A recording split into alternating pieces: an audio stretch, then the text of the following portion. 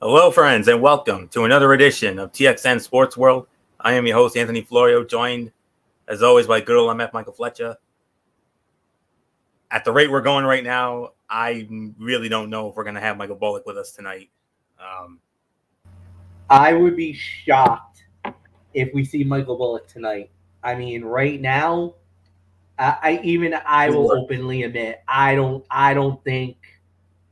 think we're gonna see him tonight. I don't I the odds of seeing Michael Bullock, yeah, um, it's not good, not good. Two words: flawless victory. Yeah, absolutely, absolutely. Perfect words from one of the best games in the world, Mortal Kombat. This is right now. It's not over, but It it is is it is turning into a flawless victory. But um, look, we've seen crazier things happen in these NBA finals. very You true. know, it could start at even though it looks like it, but remember, Boston was down big once before and came all the way back. So it ain't over. It ain't over. We'll see. We'll see.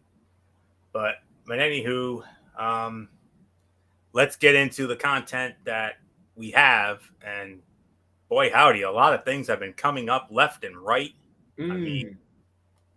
over the last couple of days or so, and we're going to start in the world of the NHL. And a week ago, we talked about this man being fired as the head coach of the Boston Bruins, and now 1 week later, he's already got a new job.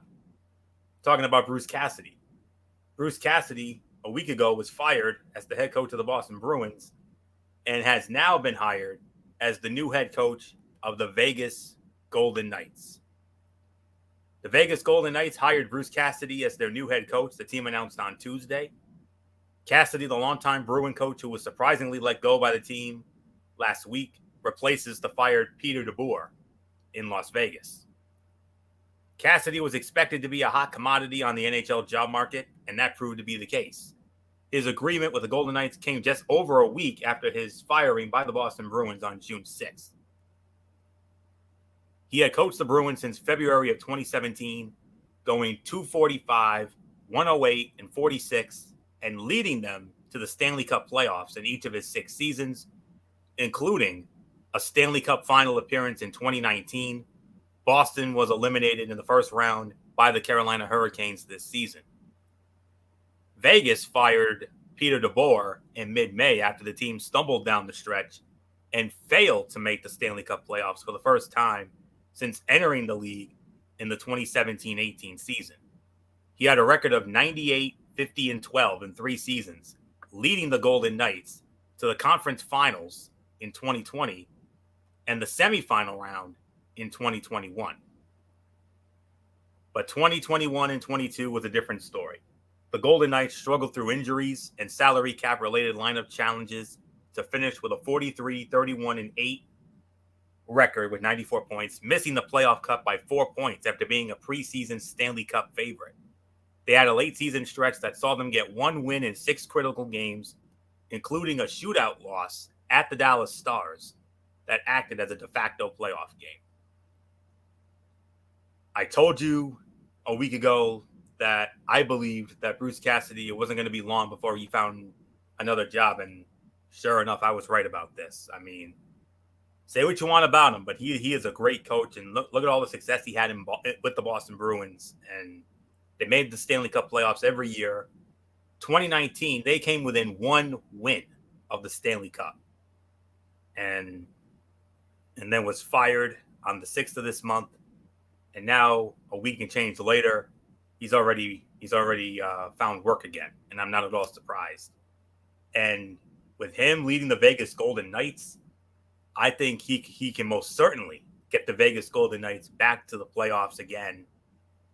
And I believe next year the Vegas Golden Knights become an immediate contender in the Western Conference and in the Stanley Cup picture altogether. This was their first off year, but you remember, first year of existence, our boy MF Gerard Gallant took them to the Stanley Cup final in their very first year of existence before losing to the Washington Capitals. But I mean, they had great success. I mean, conference finals, the Western Conference Finals in 2020, losing to Dallas, and then last year in the Stanley Cup semifinals, losing to the Montreal Canadiens before Montreal lost to Tampa. So, but nonetheless, congratulations to Bruce Cassidy. I'm not at all surprised that he's already back to work. I mean, he's too good of a coach. He's too good of a coach, and Vegas, I believe, is a perfect fit for him. And I think that he's going to make the Vegas Golden Knights an immediate contender for the Stanley Cup, and they have they're definitely right up there as far as favorites in the Western Conference. So there isn't much more to say from me on this. So MF, Bruce Cassidy, a week ago fired by Boston, 1 week later hired by the Vegas Golden Knights, and with that, I think the Vegas Golden Knights are an immediate contender next year. I don't think they're immediate contender. Do I think that they're a playoff team? Yes. However, they are under salary cap hell right now. They did put a lot of too many big contracts on the books that they're going to need to clear out in order for them to make a legitimate run. And the thing is that they spended a lot of money on a lot of veterans and trying to put the pieces together, because the first year they went all the way to the Cup final, went to the semifinal the next year. Now they're starting to regress. They're actually getting worse. But the thing is that because of the fact that they're going under that quote unquote salary cap hell, they're really affecting themselves in a way or in a feel that has put them in a bad spot. So at the end of the day, Vegas got themselves a good coach. Vegas got them the most necessary coach and the best coach that they wanted it to get at the time. So there's no doubt about it. This was exactly what they needed. A good quality head coach. Now, there's going to be some debate about Bruce Cassidy. You know, like I said, I dropped the bomb about a week ago and about, certain things that got him in trouble with the Bruins brass. Does those things rear its head in Vegas, and does that, cause drama with them? That's the one question I would say now. But the other thing I want to also stress is, what does Vegas do now? Now Vegas got their head coach. How do they address the team? What type of superstars are they going to try to get? Who are they going to try to go after? Now, there was a monster trade that happened earlier today as well. Unfortunately, we're not going to get into that tonight because it was not on our docket. But there was some news that Vegas made a trade earlier today, and it's a massive trade. They got a big player. But like I said, due to the show itself, we won't be able to get into it tonight. So yeah, there's really nothing more to say here. And Anthony, it is yours. From one new hire in the NHL coaching carousel to another, the Philadelphia Flyers have a new head coach of their own, and it's someone that we also know very well. And this was reported by MF today. The Philadelphia Flyers have agreed to a 4-year deal with John Tortorella to be their head coach. ESPN NHL analyst Kevin Weeks reported today.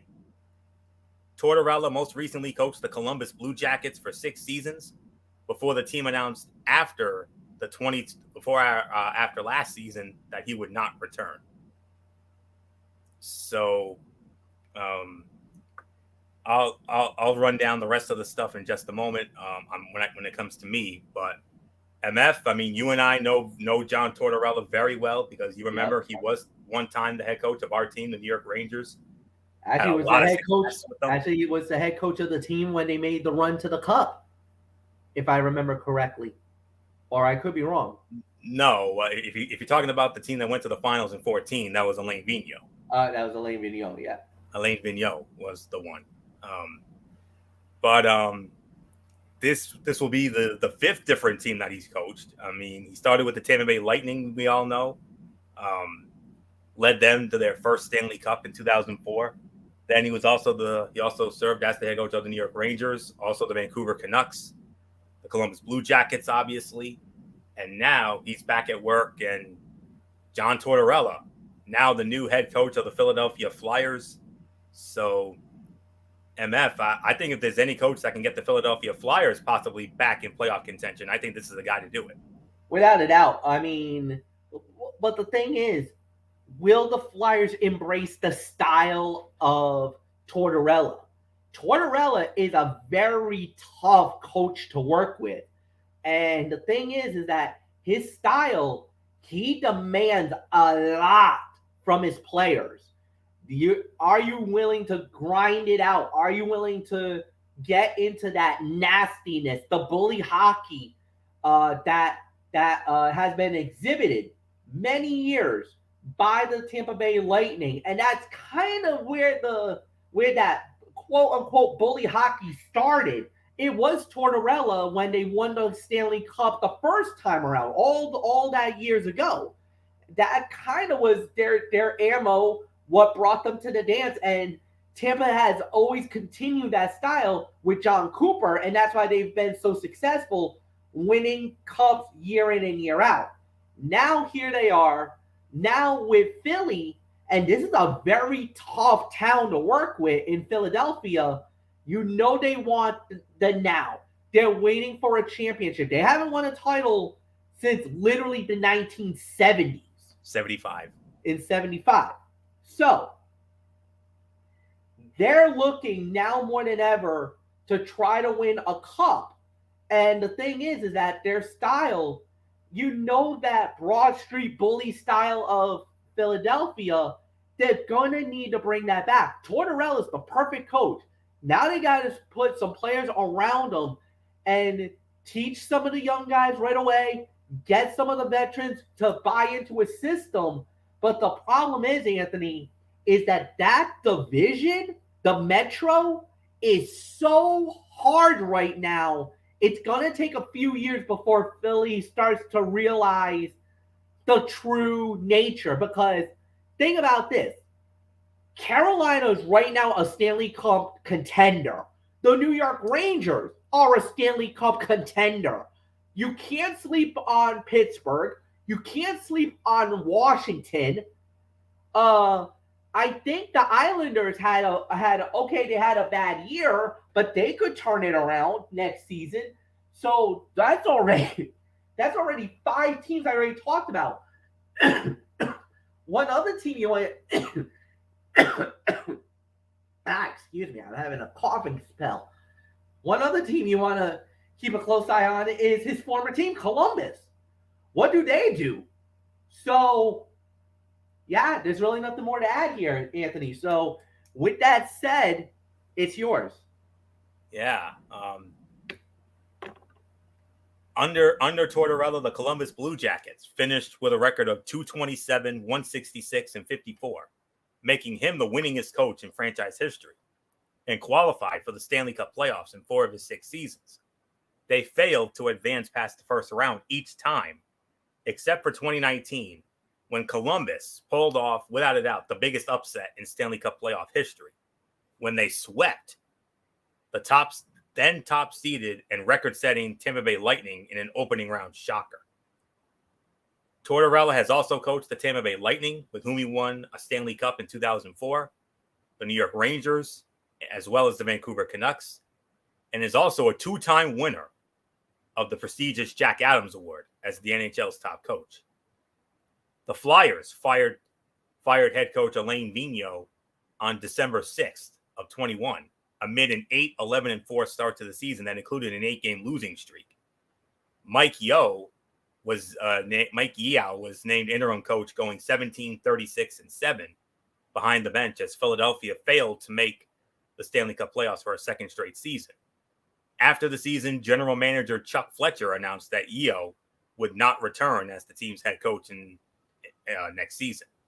The Flyers were among the NHL's most disappointing teams this season. Fletcher added several veteran players last offseason, including defenseman Ryan Ellis, who was limited to just 4 games due to injury. The GM has talked about a quote-unquote aggressive retool this offseason, one that now includes a new head coach in John Tortorella. And MF and I know this guy very well. I mean, he brought it to the Lightning, like MF said, and that's one of the reasons why they won the Stanley Cup in 2004.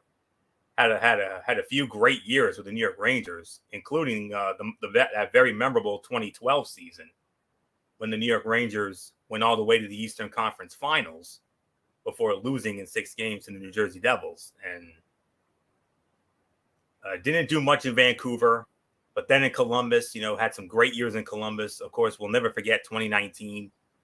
To me, as far as I'm concerned, I still to this day consider it the biggest upset in Stanley Cup playoff history. The way they dominated the Tampa Bay Lightning in that opening round series was just unbelievable. And that's all there is to say there. So if anybody can get the Philadelphia Flyers back into playoff contention, I believe John Tortorella is the perfect man for the job. I mean, he can end up bringing back what made them so dangerous in the 70s and the 80s, that Broad Street bully mentality. They're up there as one of the longest cup droughts of current active droughts without a Stanley Cup. I believe right now, the leader right now is the Toronto Maple Leafs.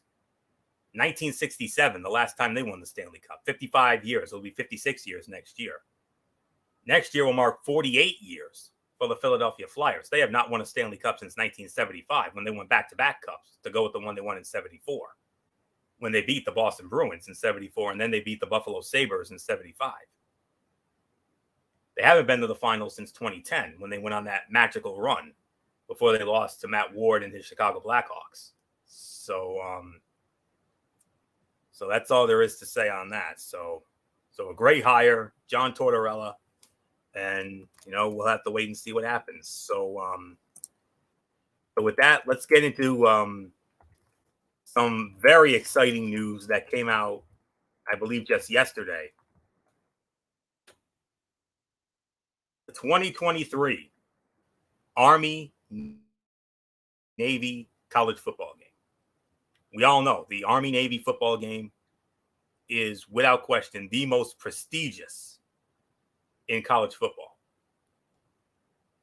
And they revealed the date and location of that game for the next 5 years. And all right, so the Army Navy game is about to rotate across different cities like never before, as the 5 rivalry games from 2023 to 2027 will be played in 5 different stadiums, the academies announced yesterday. Those 5 sites are, and here's the main reason why we're addressing this. 2023 Army Navy football game, December 9th, Gillette Stadium, Foxborough, Massachusetts. The December 9th, 2023 game will be the first time the historic rivalry is played in Massachusetts. It will be hosted in the Boston area in conjunction with the 250th anniversary of the Boston Tea Party. The 2024 game will be held at FedEx Field in Landover, Maryland. 2025 will be at M&T Bank Stadium in Baltimore. 2026, MetLife Stadium, East Rutherford, New Jersey. The December 12th, 2026 game in East Rutherford will coincide with the 25th anniversary of the attacks of September 11th, 2001. And then the 2027 game will be held at Lincoln Financial Field in Philadelphia. Other cities that bid for those games included Charlotte, Chicago, Dallas, and Orlando. The most common site of the game has been Philadelphia, with 90 of the 123 meetings taking place there, including this year's game. New York State has hosted the game 15 times, Maryland 10 times, New Jersey 6, and Illinois and California once each. In 2020, when it looked like COVID-19 could shut down the season, Army and Navy still planned to play each other, even if it was the only college football game that fall. The season actually happened, but the game was played at West Point, the first time the rivalry took place on one of the campuses since 1943. The rivalry dates back to 1890. Navy leads the all-time series 62-53 with 7 ties, winning 19 of the last 25, including last year's game. But Army has won 4 of the last 6 amid a program resurgence. And of course, CBS Sports has the broadcast rights for the Army-Navy game through 2028. Very exciting news, to say the very least. The Army-Navy game in 2023 to be held right here in New England at Gillette Stadium in Foxborough. I mean, that is big business right there. And I know MF, because good old MF Michael Fletcher, along with our very good friend, our longtime dear friend Eric Carrier. These two guys breathe the Army-Navy football game. You can't have the Army-Navy football game without these two calling it and covering it. And they have done it so admirably over these last several years. And I cannot wait to see those two on the call for that game when we get to that game. But we still have one other game to go, and that's this year's game, which will be in Philadelphia at the Lincoln Financial Field. And everybody knows the Army-Navy game is the most prestigious game in college football. I mean, it's the only rivalry game that has respect. I mean, there's hardly any bad blood. We don't see any, chicanery. We don't see any offbeat shenanigans. We don't see any, fisticuffs or any chippiness or brouhahas, unlike the other rivalries in the game today, like your Ohio States and Michigans, or your Iron Bowls, or your Red River rivalry. There's been a little bit of, but it hasn't gotten to the point of real nastiness. But there's been a little bit of some mushing of the faces, kind of more like the hockey. Not how in hockey they kind of get with each other, kind of mush each other guys in the face. It's not like bad blood, but there's been some blood there, Florio. I kind of disagree with that. MF, look who's here. Oh wow! Well, here's the thing. They're making a run again. Yeah, they're back in it. Well, the thing is, guys, I mean, as I just got here, I just got back from a retirement party for somebody from everybody knows from Special. Oh, that's right. Yes. Dennis to Jesus. Yes. No, it's not Dennis to Jesus. We just had that. It was somebody else who's been around much longer. His name is Chris Hopkins. Wow. Okay. He's been the director of programs for 34 years. So I just got back. Oh, all right.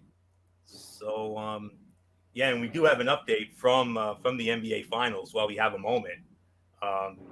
1 quarter to go, but the Boston Celtics closed very strong in the third quarter, and the lead is now 10. They're within 10 now. They ended the third quarter on a 16-4 run. It's 76-66 Golden State with 1 quarter to go. So who knows? Maybe we might get to some bonus commentary after all. Who knows? And I'm going to say it again, just like what Edge would say. Wake up! Well, they kind of started to wake up, especially towards the end of that quarter. But 1 quarter to go. If you're Golden State, you're trying to bleed the clock as much as you can, because you now know you're now 1 quarter away from winning the NBA Finals and winning the NBA title in the 75th anniversary of this great game. So, this is it. I mean, 1 quarter to go. It's do or die for both teams. For Boston to try to get this to a Game 7 back in San Fran. For Golden State to put the nail in the coffin and end this NBA Finals right here on the legendary parquet floor of the, well, it's not the Boston Garden, but it's the TD Garden. We could call it the new Boston Garden. Yeah. Well, we could call it that, because we can't replicate the old one, which has so many legendary memories. But But anyways, And I don't know, guys, but a lot of the New England sports teams are actually at the TD Garden tonight. Yeah. And there's a viewing party going on at Fenway. And Bullock, you said there was a viewing party going on at Fenway, right? Yeah. Yeah, Fenway's got a viewing party because the Red Sox had a game earlier today, and they've already done it. So yeah, they got nothing to worry about. But despite all the support, the Golden State Warriors are saying, I don't care about your support because we're ending this right now. Yeah, well, we'll see. I mean, like we said, 12 minutes to decide it, so we'll just have to wait and see how it plays out. All right, Anthony, let's exactly. All right, yeah. So we'll catch Bullock up in just a little bit, but yeah, we were talking about the Army-Navy game, especially next year with it coming to Gillette Stadium. I mean, very exciting to think about. Big business here in New England. And MF also informed me that the Navy team will be staying here in Providence, whereas Army will be staying in Boston. Yes. So I know MF will have some more on that when we get to him. But very exciting, to say the very least. I mean, to get a game of that magnitude here at Gillette, I mean, yeah, it's going to be cold because, hello, it's December, and it's going to be a couple weeks before Christmas. But, oy boy. But, and then from there, FedEx Field, which has been another known Army-Navy hotbed. They were there. That's where it's going to be in 2024. And then Baltimore, which has hosted it a few times. MetLife, that's where it's going to be in 2026. And then the Link gets it back in 27. So after this year. So it's going to be very exciting, to say the very least. And I love the fact that they scheduled these games in these locations to coincide with some moments in American history, even though they might be bleak moments and infamous and sad moments in our nation's history. The 2023 game is going to be in Gillette, and it's going to coincide with the 250th anniversary of the Boston Tea Party. And the game in New York or in New Jersey in 2026 will coincide with the 25th anniversary of the terrorist attacks of September 11th, 2001, the day the world changed forever. But it's very exciting, and we cannot wait. And it's gonna create some great big business here in New England, and it's very exciting to think about. So there isn't much more to say. I'm gonna toss it over now to the voice of the Army-Navy game, good old MF Michael Fletcher. I mean, MF, you and Eric Carrier, over these last few years, you guys have done such an admirable and commendable job with these games. Always so fun to watch, and I'm sure the two of you guys are very excited. I know you're excited about the game every year, but I know you're very much excited about 2023 coming to Gillette. Wow. Yeah. This was, from what I know, the Kraft family has been trying to get the Army-Navy game for the last 6 years. They actually formulated a plan, did the bidding, like you said, Anthony, and there was a lot of great cities that was trying to get it.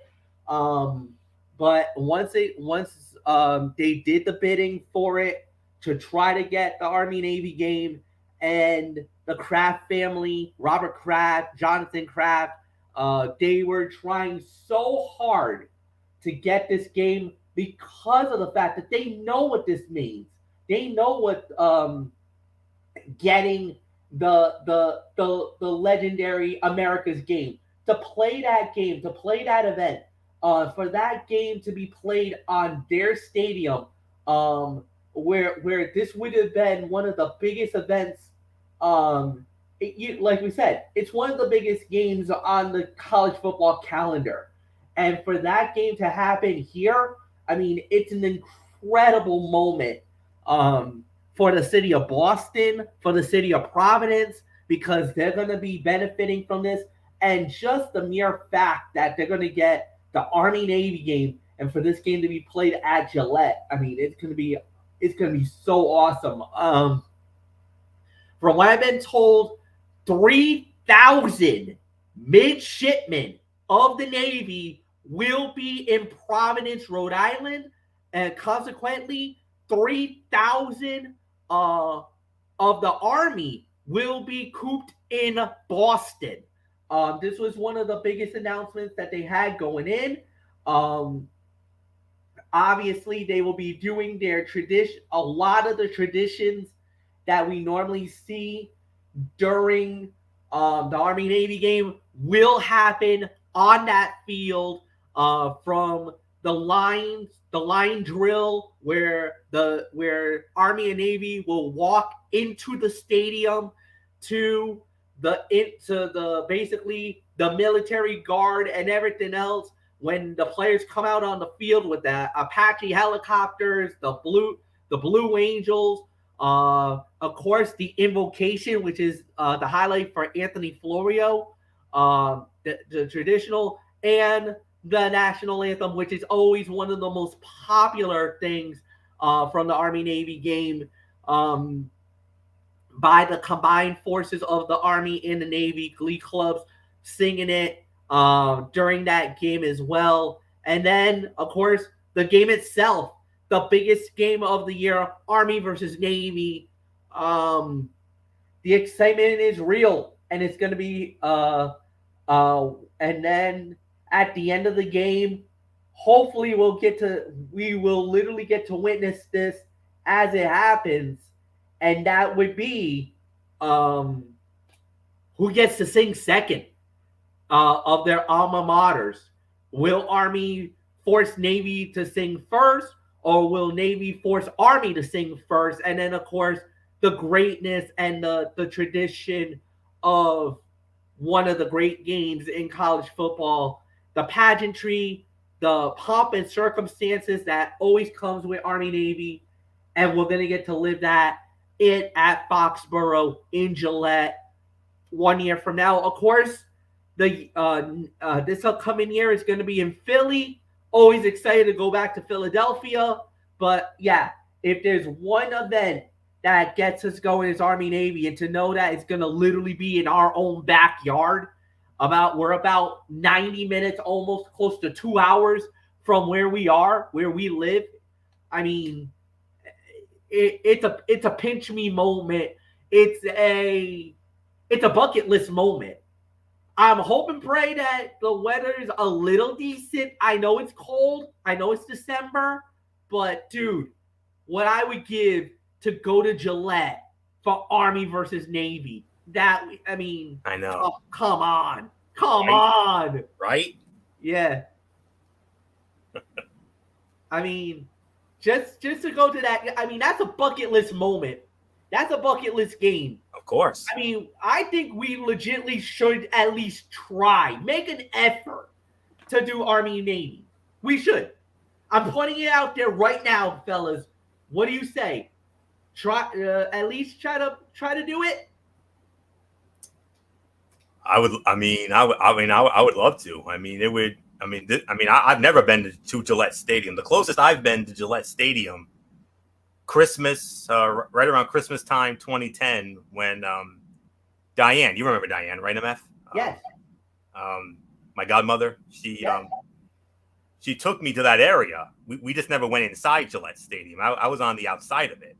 We went up to Foxborough as you could call it my Christmas present for that year, and we had lunch at the CBS Scene, which was awesome. I'll tell you that right now. The food there was tremendous, and I mean, I know the two of you guys. I mean, MF and Bullock, you guys have been to Gillette Stadium. You guys have been there for Patriot games, regular and preseason, because you guys went to a preseason game last summer. So yeah. I mean, you guys were there when the Patriots went up against the then Washington football team. If I didn't have work commitments, I would have been right there with you guys. But man, I mean, it's going to be great. And all I can say is, depending on how cold it might be, dress in layers and get the long johns ready. Yep. That's all I can say. And of course, you guys know how much I love that time of the year. I mean, that time of the year is my favorite time of year. It really is, because I'll admit it, I love the cold weather. I do. So I mean, it would be a thrill for me. What would make it even better is if it snowed. That'd be even better.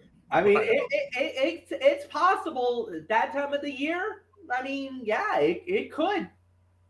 I'm not going to say it's out of the realm of possibility, and it has snowed a few times in the Army Navy game. So I mean, yeah, we a few years ago, me and Carrier were kind of caught in the elements, as they say. Absolutely. So, yep. I mean, it would be great, but we just have to make sure the stars align. I don't think it should be a problem for me. I think I should be fine, when it comes to my work. But Oh, I could probably get it. Oh, I don't think it would yeah. be an issue with my work commitments. And then we would have to see about Bullocks. Yeah. So Because for me, I could easily, as long as I give them months and months in advance, and I would give them, because I could give it up to about 4 or 5 months in advance that I want to take that day out. I could do it. all right. So it's definitely worth considering. Absolutely, it is. I Yeah. mean, we got about a year and a half to think about it. Yes. So do you have any more thoughts, or do you want to give it to Bullock so we can catch him up? Yeah, let's give it to Mike. Bullock, come on in. We're gonna catch you up here. We got into a few stories already. We talked about Bruce Cassidy getting hired as the new head coach of the Vegas Golden Knights. We talked about John Tortorella named the new head coach of the Philadelphia Flyers, and obviously just now talking about the 2023 Army-Navy football game coming to your backyard at Gillette. Yeah, when it comes to the Bruce Cassidy going to the Vegas Golden Knights, I mean, I knew it wasn't going to be a matter of time before he found a new job. That it wasn't going to take long, and because he's such a good coach. I mean, with what he did for the Bruins during his tenure there, and yeah, I mean, Vegas is definitely getting a good coach here, and can he lead them back to the promised land that they did in their inaugural year when they went to the Stanley Cup Finals, which we all know was one of the most memorable runs that we could ever remember for a team in their inaugural season going to the Stanley Cup Finals. I mean, that was like freaking crazy, but we'll see what happens. But good for Bruce Cassidy. I'm glad he's getting he got another job here. So, and as far as John Tortorella is concerned, I mean, yeah, I mean, I think this would be a good fit for him. I mean, but of course, we all know about and Florio. I mean, you know about John Tortorella and what he can be like behind the bench. Very fiery, absolutely. He's fiery, and all I can say is to those players, you better live up to his potential, because if you don't, he ain't afraid to let you have it, and he's not the kind of guy that holds back, and he ain't gonna hold back for anybody. So yeah, so we'll wait and see how it goes, but yeah, as far as the latest news with we heard, all I can say is I'm so happy that Gillette Stadium is going to be hosting one of the greatest traditions in the history of college football, the annual Army-Navy game in 2023. I mean, many people have always wondered, would this legendary rivalry end up ever coming to Gillette Stadium? And now we got our answer. And I definitely would love to check one out as far as I'm concerned. I mean, I've been to so many New England Patriots games at Gillette Stadium, and now to possibly check out Army and Navy, that's something right there. I mean, I definitely would love to see it. So that's pretty much all I can say there. And I'm sorry to say this to you, Florio, but with just under 5 minutes to go, and the Celtics are down 13, I don't think we're going to need any bonus commentary. It's within 10 now. They just hit a 3, so we got 4 minutes to go. 91-81, Golden State closing in on the NBA championship. Curry too easy to the bucket. So, yeah. But just for the heck of it, I mean, I think we should let Mike Fletcher take us home if the Warriors do. Well, I am the voice of the Actually, NBA. it goes to Anthony. Anthony would have the moment, not me. Oh, all right. So the NBA. So yeah, it would go to him. Yeah. So yeah, because right now it's not looking good for the Celtics. Nope, not at all. They just dug themselves too big of a hole. That's all there is to it. And the thing is, guys, they got up to such a hot start. They were up 12-2, and you were like thinking 14-2. Maybe this was going to be the night. But the thing is, I think Golden State just weathered the storm. And the thing that started was too many turnovers. You allow Golden State to start hitting the threes, and then all of a sudden, certain guys start getting hot. Wiggins got hot. Then Clay had a couple of moments.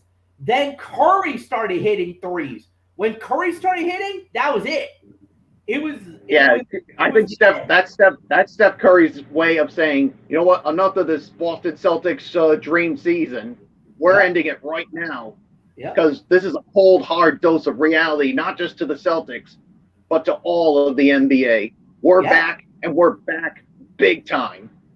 And the thing is, everybody was talking about how, the Lakers or Milwaukee or Boston or all these other teams. And the thing is, the Warriors are like, no, we are the creme a la creme. We may have been injured. We didn't have anything.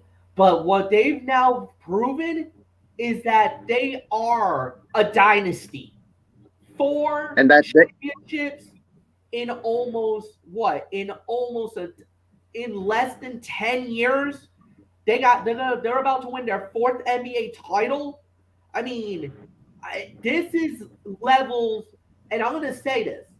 This puts it at a level where this is almost New England Patriot-like level, where the Patriots might win a number of championships, but they've been consistent year in and year out, and you still got to respect them. And that's the thing. I think Curry and Thompson and Draymond, they've been snickering because of the fact that a lot of people's like, oh, this is the end. The Warriors are no longer legit. They're not a threat anymore. Oh, no. They are still a threat. They're still good. Now you got guys like Looney. You got Wiggins. And Wiggins about to win his first NBA title. And everybody thought he was going to be a bust as a number 1 overall pick when he came out of college. And everybody was like, oh, he's a bust. He's not that good. He's not this. Andrew Wiggins could legitimately, if Steph Curry has not done as great as he's been doing in this finals, you could make an argument for Andrew Wiggins to be the MVP of these NBA finals right now. And it's almost like, Fletch, that it's like the Warriors have been hearing, oh, they're not the same team. They're not the team that and made all these NBA finals runs. Yeah. But I think this season they're like, oh no, we're back, and we're back in a big way. And the Lakers, the Raptors, and the Bucks, they were just lucky. Yeah. We're back to where we belong. And the thing is, they're probably also sick and tired of hearing the Lakers, the Clippers, that they're the better teams in the state of California. That Golden State is lost a step. They're not even the best team in California. How many championships have the Lakers won recently? 1? Only 1. How many has the Clippers won? 0. No, hold on. Let me make this point. How many NBA titles have the Lakers won during that time? 1. How many titles has the Clippers won? Zero. How many has the Golden State Warriors won? Including this year? It's about to be 4. About to be 4. If they slam the door, but I'm not counting Boston out. Boston could still come back. It's not over because I've seen crazier things happen with the Celtics. This is true. Yeah, but the problem is, Fletch, if Steph Curry and they continue to be the way they are, a comeback just seems highly unlikely. It does, but I'm not counting Boston out. This is not over. So you know what? Let's do the bonus commentary for the heck of it. Why not? Curry for 3. Okay, maybe I spoke too soon. Yeah, I think you spoke too soon there. Yeah, so Curry hit a 3. I think the moment Steph Curry heard you, he said, you ain't providing any bonus commentary. Oh, that's it. And on you could just Marcus Smart got hurt too. You could just see Steph Curry basically mocking the fans, saying, "Time to go to sleep, Boston, because your dreams are dead." Yep. Can't get it to go. That's incredible, man. But that thing is, you know what? I don't want to be that guy, but I got to do it.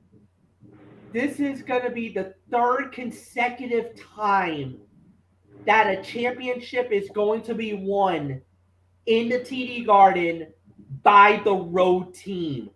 The Bruins got snake bit twice. By the Chicago Blackhawks and the St. Louis Blues. And now in the NBA, the Boston Celtics are about to lose the NBA final. Good. There's a 3. There's a 3 for Jaylen Brown.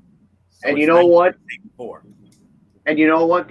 Nobody's going to enjoy it more than Draymond Green because he's been hearing it from the Celtic fans. You know, F Draymond, F this, F that. But I think he's going to throw a middle finger up and saying, F you guys, I'm celebrating on your floor. Yep. And the rebounding was also the key as well. Oh, absolutely. Especially those own rebounds. Too many own rebounds. Wide open 3, that goes. So the champagne is on ice, as they say. And we got about 90. We're coming up on 90 seconds. Smart to the bucket, no good. Rebound, gets the bucket. So 99-86. 90 seconds remaining. And a foul. And I think this is kind of like a foul that they want to try to do to try to get like all the starters, to try to get the starters out of the game and try to get some of the some of the role players out there. Yeah, because they know this game is pretty much over. Yeah. I mean, we're talking about almost a 15-point spread. 13-point spread. Well, we also 2 free throws coming up. Oh yeah. And it's Curry. Come on. Yep, Curry hits the first. And think about it like this. MF, I know you're gonna agree with me when I say the Boston Celtics were exactly like our New York Rangers. They totally overachieved this year. Yeah. Oh, without a doubt. I think a lot of people didn't think that Boston was going to get there. Well, after they did everything that they needed to do during the regular season, but the thing is, they absolutely did.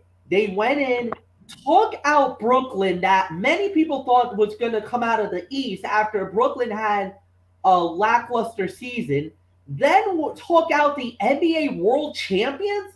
Okay, wait a minute. Now you perked our interest. So, absolutely. And at the end, this is how it plays out. Golden State, with the way that they've been, they're about to walk away with the NBA World title. So, it's been an incredible run, great journey. Congratulations to Golden State. They're about to do it. They're about a minute away from being the NBA World Champion. So, there's really nothing more to add here. Yeah. And you know what? And here's another thing, guys. I think the inexperience of the Celtics, just finally came into play. Yeah. Because going into this NBA Finals, you had the Golden State Warriors with 123 games total of final experiences. The Boston Celtics, 0.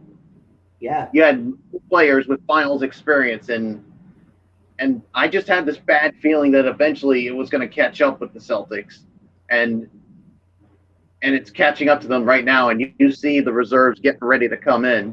Yeah. So it's their way of waving the white flag. And people are wondering why aren't the Warriors doing it as well?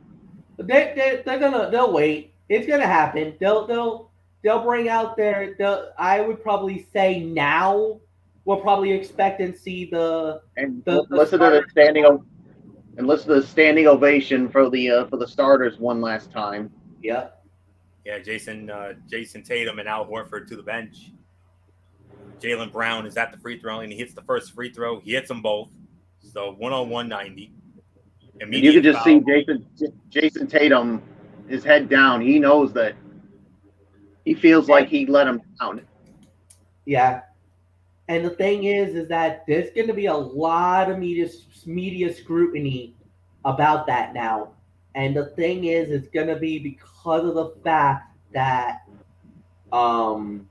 there's going to be a lot of media scrutiny. And that is that, and I hate to do it, but I'm going to have to say it, it's because of Tatum losing the game. He didn't show up in the clutch moments. He actually came up small. And there's going to be a lot of people that is going to say Tatum is not a superstar. He's a good player. He's a good all-star. But in order to make it to that next level in the NBA Finals, that's going to be one of those moments. Oh, my. Andre Iguodala on the court. You have Andre Iguodala on the court. Another turnover by the Celtics. Under a minute to go. And you wonder, Fletch, if are we going to hear those rumors again of should they trade Tatum or Brown, especially Tatum after? I don't think no, because the thing is, you got such a young nucleus to work with now. 30 seconds. I would say no. 33-pointer, no good off the rim. Celtics are not going to foul. I don't think so, but gentlemen, I gotta do the call here. So, all right, because we're getting on the moment here. A magical run for the Boston Celtics. They have nothing to be ashamed of. Del Curry with a victory cigar. Obviously, the Warriors are going to let the shot clock run out. And the realization has set in. Stephen Curry. I mean, it's saying, I put this team on my back.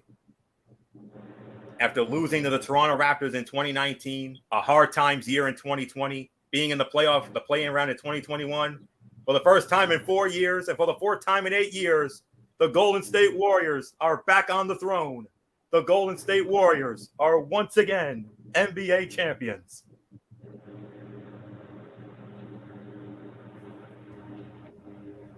Stephen Curry, overcome with emotions, tears in his eyes. He knows what this journey meant to him. The long road that he had to go through, the long road that Klay Thompson had to go through, the long road that Draymond Green had to go through. It was all worth it at the end for this moment, for this team. Incredible run, incredible journey. And for Golden State, like you said, it's the realization ascending the throne again as the NBA World Champions. Congratulations to Steve Kerr. Congratulations to the organization and to the city of San Fran. Get ready, City by the Bay. You're going to have a parade coming in just a couple of days as your team's going to be coming home with the Larry O'Brien Trophy, one of the hardest trophies to earn and win, and they've done it. And this will be the first time that a visiting team has celebrated an NBA championship in Boston since the Los Angeles Lakers in 1985. Wow. Magic and Kareem. And they didn't do it on the court. They did it in the locker room. Yeah. On the old, and back in the days of CBS Sports, when it was the great Dick Stockton and Bullock's buddy, the late great Tommy Heinsohn. and Brent Musburger and Pat O'Brien and those legends that made those telecasts so fun to watch. But yes, breaking news, ladies and gentlemen.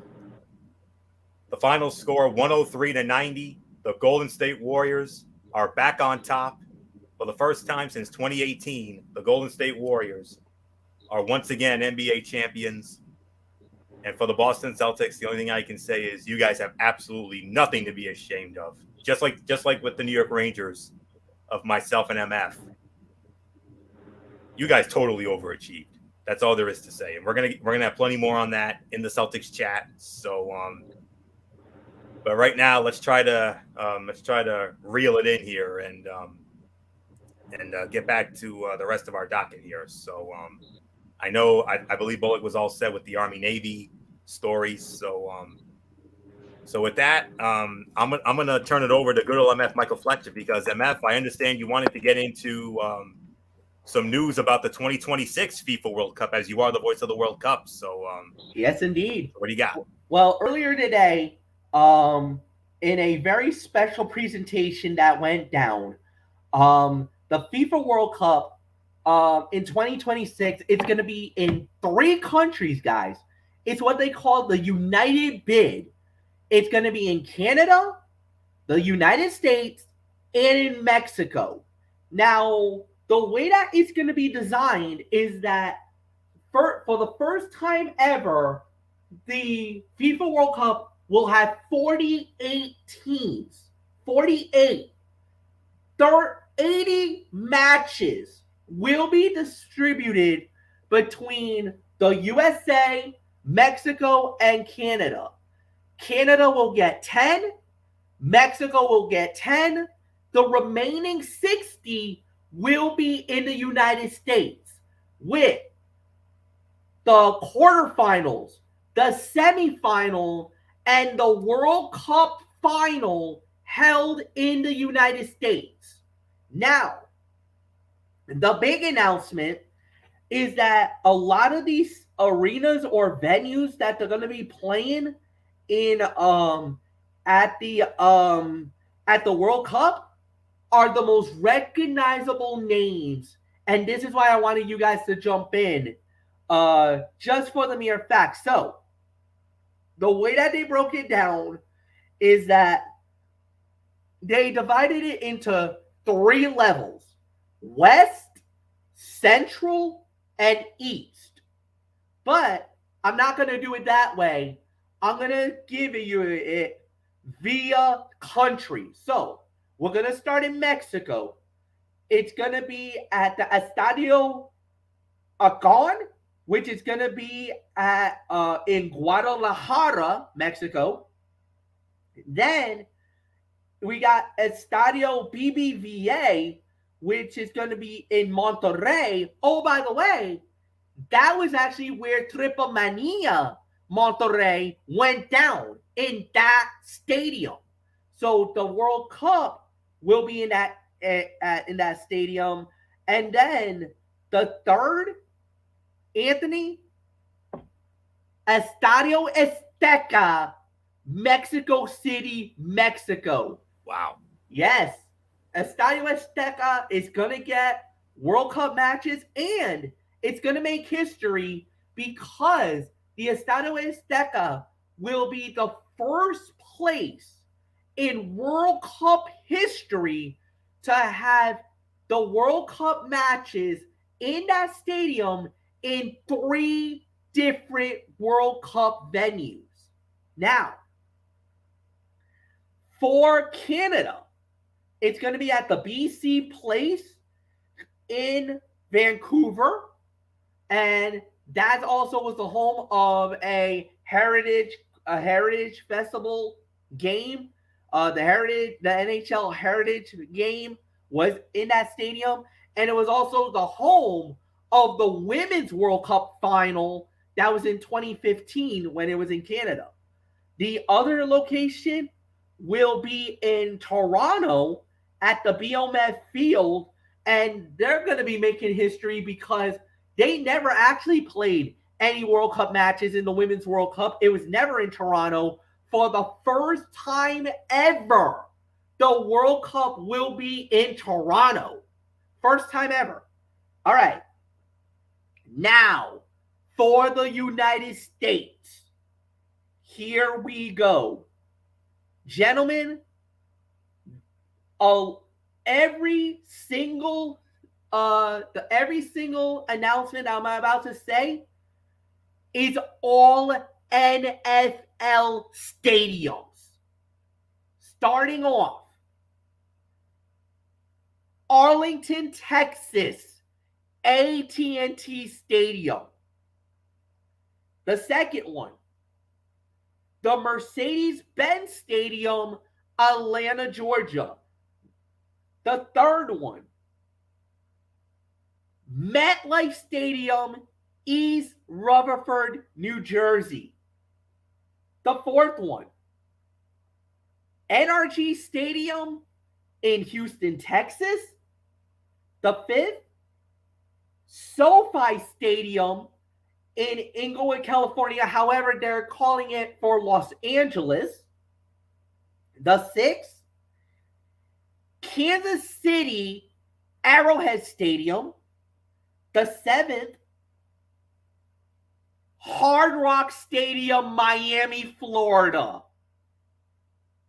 The next one, Lincoln Financial Field in Philadelphia. The ninth stadium to be announced was Levi Stadium. It's in Santa Clara. However, they call it San Francisco and Bay Area. The next one is Lumen Field in Seattle. And the final one, gentlemen, Boston. However, the selection committee was Boston, Massachusetts. But gentlemen, Foxborough, Massachusetts, Gillette Stadium gets a World Cup bid. That's right. Just like it happened in 1994, Foxborough and Boston will be the home of the FIFA World Cup matches. Now, we do not know. We now know the locations. However, we do not know what games will be declared. That will be done much later. That will be done in 2025 ahead of the World Cup tournament. So, 2025 will be the situation, but more importantly, guys, with this announcement, it will be a historic moment in the history of the game. So, for the first time ever, and one other bit of news that we also got to talk about here is that certain areas did not get World Cup, did not get the World Cup. The biggest announcement or the biggest shocker, the Rose Bowl in Pasadena got passed over. Yeah. The Rose Bowl does not represent LA. SoFi Stadium got the spot. That was a bit of a shocker, and a lot of people were stunned over that. Then, other venues that got left behind was Baltimore, Maryland, Cincinnati, Ohio, Denver, Colorado, Nashville, Tennessee, and Orlando, Florida. Now, here's the kicker with Orlando. Orlando actually was the home of the 1994 tournament. This time around, they don't get the World Cup. They got left in the dust. And the other team that also got left in the dust in Canada was actually Edmonton. Edmonton was the lone country that actually bidded on the behalf of Canada to try to get the FIFA World Cup did not get a spot. They get left behind. Estadio Azteca, Mexico was able to get their 3 countries, their 3 cities. They were allocated, and they actually were selected. And FIFA has already announced that right now, the odds-on favorites to land the World Cup final, the grand finale, La Copa Mundial, el Gran Copion, right now, the rumor is that it's between one of 2 locations right now.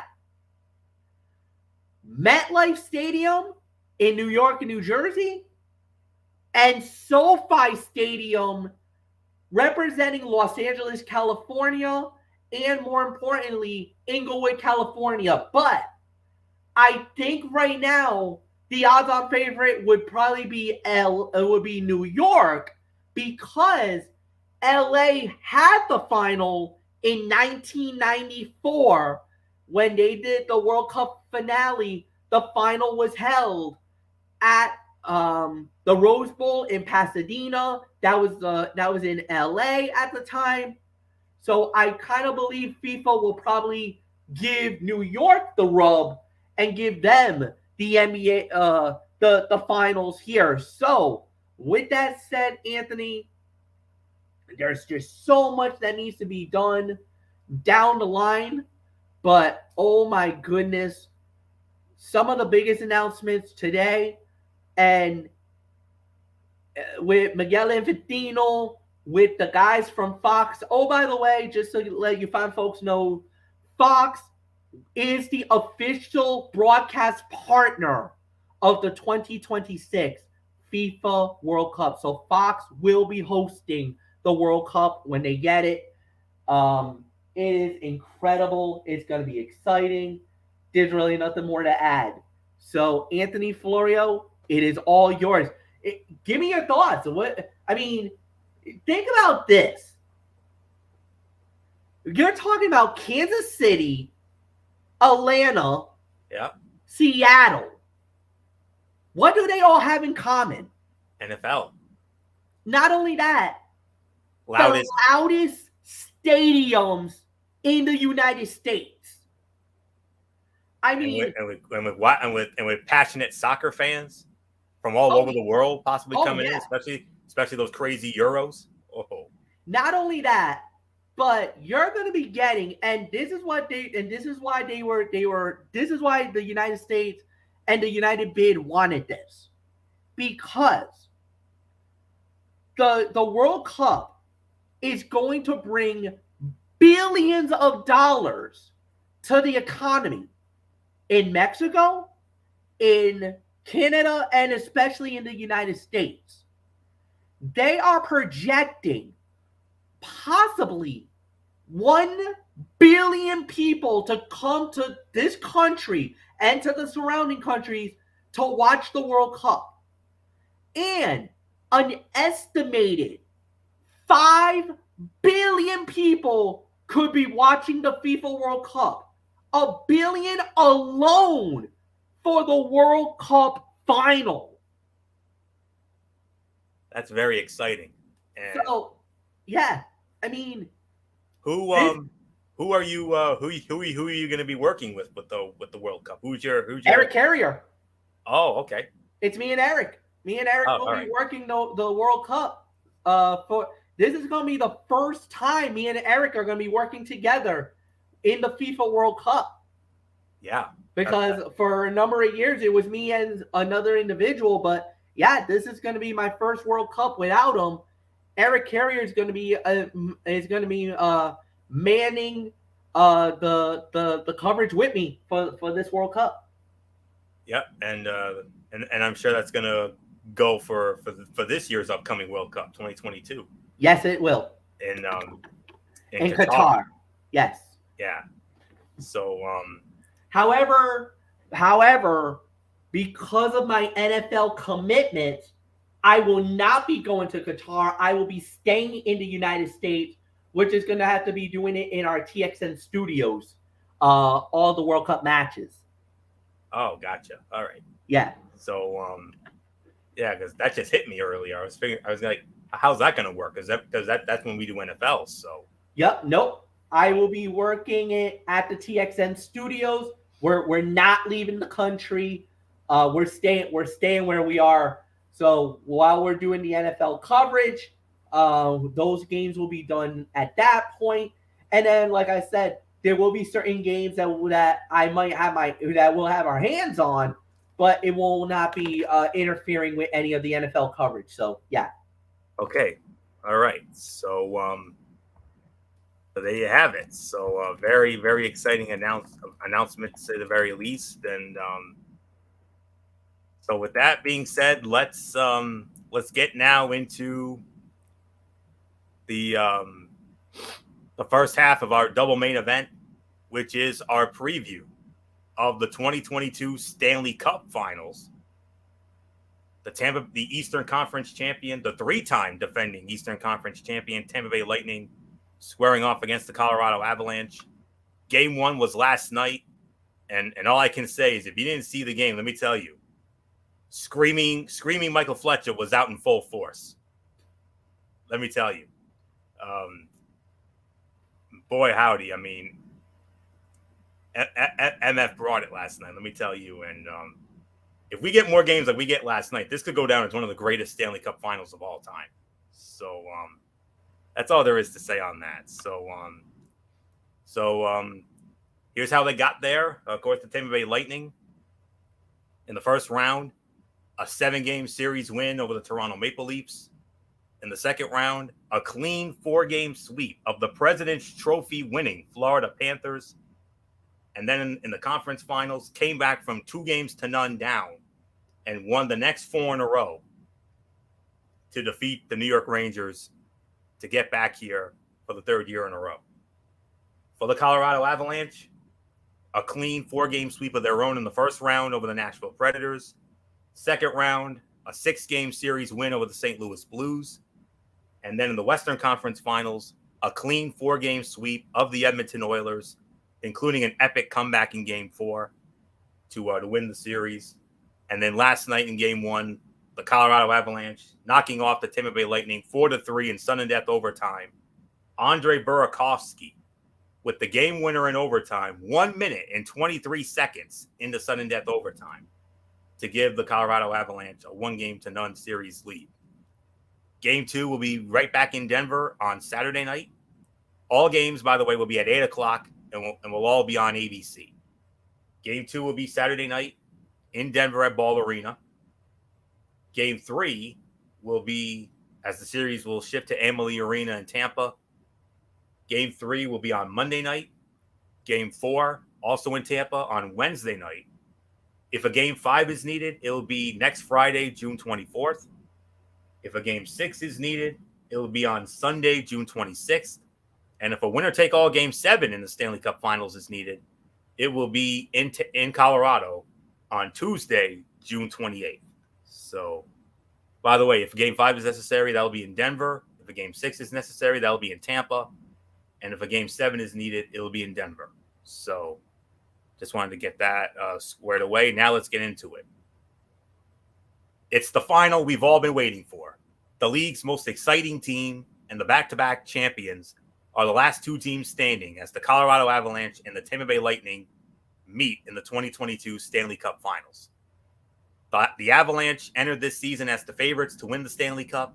Now here they are, only now 3 wins away from accomplishing just that. Colorado has cruised through the playoffs for the most part after a dominant sweep of the Nashville Predators in the first round. The Avs handled the St. Louis Blues in 6 games to finally get that second round win that has evaded them the past 5 seasons. In the conference finals, they needed just 4 games to dispatch the Edmonton Oilers, punching their ticket to the Stanley Cup Finals for the first time since 2001 on the shoulders of backup goaltender Pavel Francouz, who was filling in for an injured Darcy Kemper. At just 23 years old, Cale Makar is quickly putting himself into the conversation with all-time great defensemen. The Avalanche blue liner leads the team in points with 22 and 14 playoff games. Behind him is Nathan MacKinnon, who is first on the team in goals with 11 and second in points with 18. Both Gabriel Landeskog and Mikko Rantanen have 17. In Colorado's way is a team all too familiar with playing in the finals. The Tampa Bay Lightning enter into the series as reigning back-to-back champions from 2020 and 2021, looking to become the first team since the 1980 to 83 New York Islanders to three-peat. Those Islander teams won 4 in a row. Tampa Bay had a hard-fought 7-game battle with the Toronto Maple Leafs in the first round, but came away with a series win. Came back from 3-2 down to win. The Lightning skated circles around the President's Trophy winning Florida Panthers in the second round, sweeping the top team in the East and in the NHL to move on to the Eastern Conference Finals. There, they won 4 straight games after falling behind 2-0 to the New York Rangers to eliminate the Broadway Blue Shirts. Nikita Kucherov is once again coming alive in the playoffs. His 23 points lead the team and put him in the top 5 for the postseason. Andre Palat is behind him with 16 points. Steven Stamkos has 15, and Victor Hedman has 14. The backbone of the team has once again stood tall in the net, as goalie Andrei Vasilevsky enters the finals with a 2.27 goals against average and a .928 save percentage. Can Lightning strike once again, or will the Avs make the preseason prediction come true? Key storyline: what is the health status of Braden Point and Nazem Kadri? A couple of the biggest stars on these two teams were not playing at the end of the conference finals, and their status heading into the finals is up in the air. Braden Point has been out since Game 7 of the first round when he suffered a right leg injury against the Maple Leafs. While he's been back skating with the team, he has yet to play in the game. He had 4 points in 7 games before the injury and was the playoff leader in goals each of the last 2 postseasons. The more unlikely of the two to return is Nazem Kadri, who was hurt in Game 3 of the Western Conference Final when he was hit by Evander Kane. He was ruled out of the rest of the conference finals, but not the playoffs. However, he recently underwent surgery for his thumb. There still is yet to be an announcement saying he's done for the postseason, but given the surgery, it does not seem likely we'll see him against the Lightning.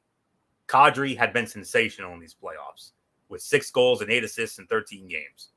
It leaves each team with a gap in the top 6 that could potentially be exploited in the finals. With the Lightning, we've seen a number of different combinations from Coach John Cooper and company without Point in the lineup. Nick Paul has moved up to the second line. Anthony Cirelli has slid back to center with Brandon Hagel going up to play wing in the top 6. Point was bouncing between center and wing anyway when he was in the lineup, so there are a multitude of options for Tampa Bay to explore with or without him.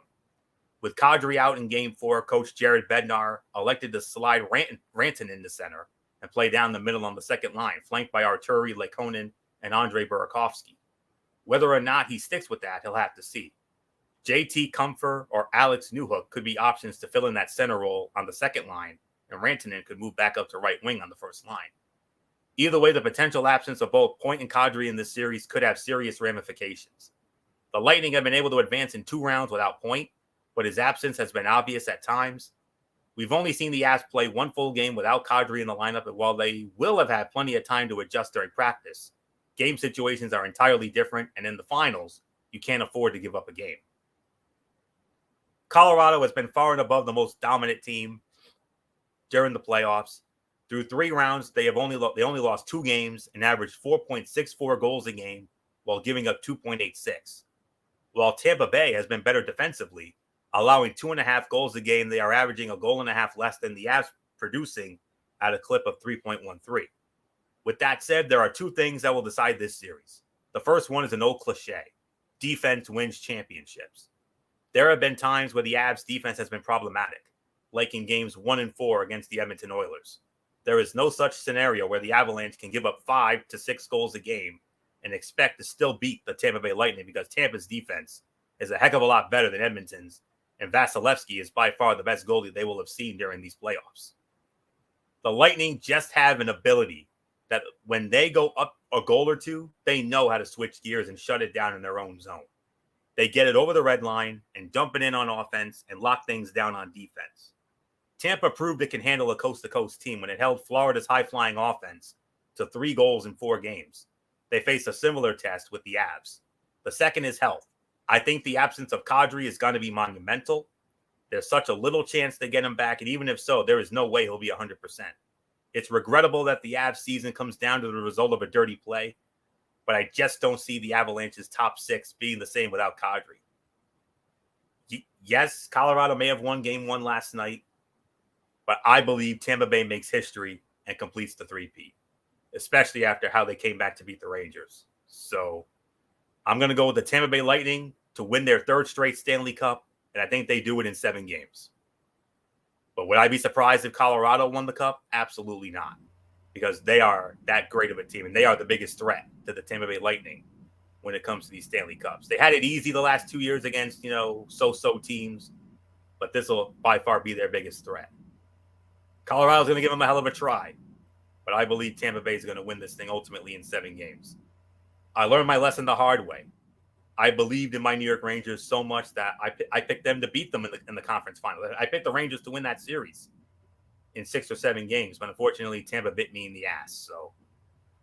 And I'm not making that mistake again. I should have gone with my with what I always do, and that is until a champion gets beat, you can't go against them. And I'm going to go back to that here. Tampa Bay Lightning win the Stanley Cup 3rd year in a row. But like I said, if Colorado wins, I would not at all be surprised. So there isn't much more to say. Doc, screaming Michael Fletcher. Full force last night. What a game 1. And if this series is like game 1 is, this could go down as one of the greatest finals ever. Dude, I was exhausted after game 1. And that was the first game even, you know what? Even Bill McConnell, because credit to Bill McConnell and Kevin LaRoche because they do it for TXN Radio. And he was even admitting he was exhausted last night. We were all exhausted. We're like, oh my God, if this is going to be what's going to happen for the next 7 games, buckle up. That's all we were saying. But yeah, it was incredible, man. There's really nothing more to add. This was a great game. I disagree with everything you just said. I actually do believe that Colorado is the team to win it. I think, look, I get it that everybody's worried about the goaltending. And as long as it keeps going, yes, we're going to see it. But Colorado is meant for this moment. They built this team to win the Stanley Cup. This hasn't been one of those, recreation. No, this team was built for this moment. And I don't think they're going to let them get away with it now. This team got punched in the mouth. They were resilient enough that they didn't panic because they jumped out early on Tampa. Tampa came right back, 2 goals in 48 seconds. And Colorado did not panic and did not wilt. Got into overtime with all the momentum on Tampa's side, and they get the game-winning goal 2 minutes in and ends it. No, Anthony. That is the heart of a champion. They are well rested. They don't have the battles or the fights that they had to go through in the first couple of rounds because they do got a couple of sweeps. Yes, there is the Darcy Kuemper injury. That will hurt them. But Kuemper came back. He played good last night. If he's fully healthy and is the Darcy Kuemper that he's been throughout the playoffs, as good as Andre Vasilevsky is, the thing is that if you think about it, the Rangers did kind of expose Vasilevsky, how to beat him in the series. And guess what? How did Colorado get him? 5-hole going from the blocker side. They noticed something. They can put it on net, high and left. And the 2 goals that Vasilevsky gave up, the one that was in, and then the bomb, and that bomb that he gave up. Guys, I'm calling it right now. There's no doubt in my mind. Colorado is ready for the moment. There is no panic. They got ice waters in their veins, in my eyes. I believe that this was the moment that was going to happen. I'm going to say it. I do believe in my mind that Colorado will end the streak They will crown themselves as the new champions. They will win the Stanley Cup in 7 games. For me, that's all I got to say about it. Colorado wins the title. This will be their 3rd Stanley Cup in their franchise history, along with the championship that they won back in 2000 in 1996. UA Group. UA Group. And then, of course, the one when they won it for Raymond Borick. The greatest win ever. The greatest win ever. Most emotional ever. This will be their 3rd Stanley Cup in their franchise history. They get it. I believe it will happen. Colorado wins the Stanley Cup in 7. That's my official prediction. Michael Bullock, it's yours. Classic case, Bullock. Who do you agree with? Do you agree with me and the Lightning, or do you agree with MF and the Avs? Oh boy, this is a tough one. I mean, you both make valiant arguments for who you picked here, but man, I don't know where to go, but I thought about it,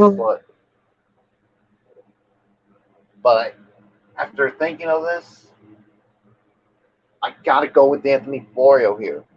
I gotta go with the Tampa Bay Lightning to win their 3rd in a row, because I mean, until I see something, especially from the Avalanche, that makes me believe they're gonna do it, I just don't. It's tough to go against the Lightning, who have won back-to-back. I mean, would I be surprised if Colorado wins? Absolutely not. But there's just something about this Lightning team that continues to impress me, and why they've been on this run. So I'm going to go with the Tampa Bay Lightning to win this one, and I'm going to say they're going to win it in game. So there's really nothing more to say. So now we come, Florio, to the downer part of it. The heartbreaking night for my end. Unfortunately, it's now time for our main event of the evening, and it's the saddest one of them all, because this, ladies and gentlemen, this is the season finale of the Celtics chat. And I'll tell you, it was a lot of fun doing these last couple of months with Bullock, and but I'm gonna leave it with this. Michael Bullock just posted this on his Facebook about 15 minutes ago, saying, "I'm so proud of this team for how far they have come to get to the NBA Finals. Not the ending we hoped for, but this team has nothing to be ashamed of, and this will be a learning experience, and hope they get back here next year. Congratulations, Celtics. You made Boston and all of New England proud of your great run." Nothing more for me to say on that, except Longfellow couldn't have said it better. That's all I can say on that.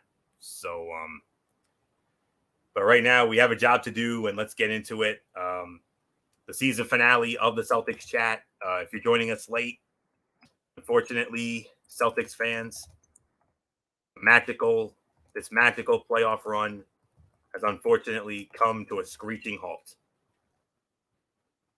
Night was Game 6 of the NBA Finals. The Golden State Warriors and the Boston Celtics from the TD Garden in Boston on ABC. And I'll tell you what, it at the start of the game, it looked very, very promising. It looked very promising. In the early going, the Boston Celtics jumped out to a 14-2 lead to start the game. And everybody's saying, and a lot of people saying, and everybody, pop-up video here. Nothing I can do. 14-2 run to start the game, and it looked very promising for the Celtics and their fans. And it looked like, with the way it was starting, it looked like, oh my goodness, they just might pull this off, and we just might end up getting this thing back to San Fran for a Game 7. But unfortunately, that was not to be. The Golden State Warriors are NBA champions once again, topping the Boston Celtics 103-90 tonight for their 4th NBA championship in the last 8 seasons. Stephen Curry scored 34 points and was named the NBA Finals Most Valuable Player as the Warriors claimed the franchise's 7th championship overall, and this one completed a journey like none other. After a run of 5 consecutive finals, then a plummet to the bottom of the NBA, and now a return to greatness just 2 seasons after having the league's worst record. For Curry, Klay Thompson, Draymond Green, and Andre Iguodala, it's a 4th championship. The first 3 rings came in 2015, 17, and 18, when Golden State was dynastic and made 5 consecutive trips to the finals. Injuries, including ones that sidelined Klay Thompson for 2.5 years, and roster changes changed everything. But this season, with Thompson returning around the midway point, the Golden State Warriors were finally back on top as well. Champions again, denying the storied Celtics what would have been their record 18th championship, one that would have allowed Boston to break a tie with the Los Angeles Lakers for the most in league history. This tale for the Warriors ended much differently than what was their most recent finals appearance against the Toronto Raptors in 2019, one that saw Kevin Durant tear his Achilles tendon in Game 5, and then Klay Thompson tear his ACL in what became the Raptors' title clincher on their home floor in Game 6. The aftermath of that loss was exacerbated by Durant's decision to leave that summer in free agency to join the Brooklyn Nets, and Thompson's own Achilles injury while rehabilitating his knee injury. It thrust the Golden State team into a rebuild that became a reload. The Warriors used their 2-year hiatus from the NBA's biggest stages to retool their roster, adding a past #1 draft pick in Andrew Wiggins, who excelled in his first finals along with another rising star in Jordan Poole. It all clicked. For Golden State coach Steve Kerr, it's a 9th championship overall for him, his 4th as a coach after winning 5 as a player. He's the 6th coach to win at least 4 titles, joining his former coach Phil Jackson, Red Auerbach, John Kundla, Greg Popovich, and Pat Riley. Not bad company. Jaylen Brown led the Celtics with 34 points. Al Horford added 19. Jason Tatum finished with 13 points, but shot just 6 of 18 from the field. Boston also committed 22 turnovers, dropping to 1-8 this postseason when they committed at least 16 or more. It was just the 5th defeat in 22 title series appearances for Boston, which turned its season around to have a chance at this crown. Boston was 25-25 after 50 games, then went on an absolute tear to get to the finals and nearly claim what would have been just the franchise's 2nd championship since 1986.